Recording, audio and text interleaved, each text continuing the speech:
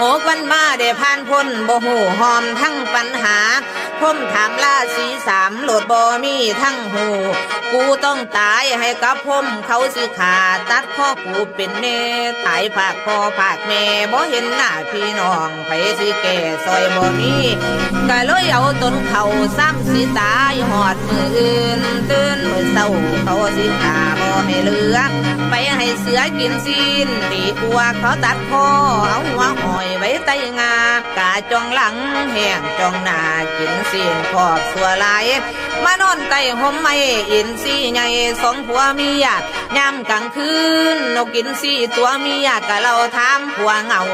มืออื่นนี่ไปหากินใส่แท้คงคุ้ยไตซากบ่มีแล้วผัวเลยออกปากเบาจ๋าตานว่าต่อเมียมืออื่นนี่เป็นอาหารที่แซ่บซอยอันโอชะของเฮากะบินละพมสิตัดข้อทำมาบานโหลดแม่นเฮาสิกินศีล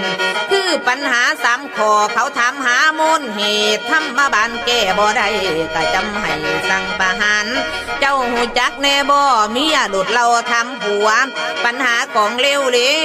วสิยากหยังดอกหัวเว้าลองว่ามาเบิ่งดูเจ้าทำมาบ้านนอนฟังข้าวกะหูอินสิว่าเลยลูกออกจากป่ากูบ่ตายแล้วหานี่ผู้ตายนั้นสิแม่นผมผู้ตายนั้นสิแม่นผม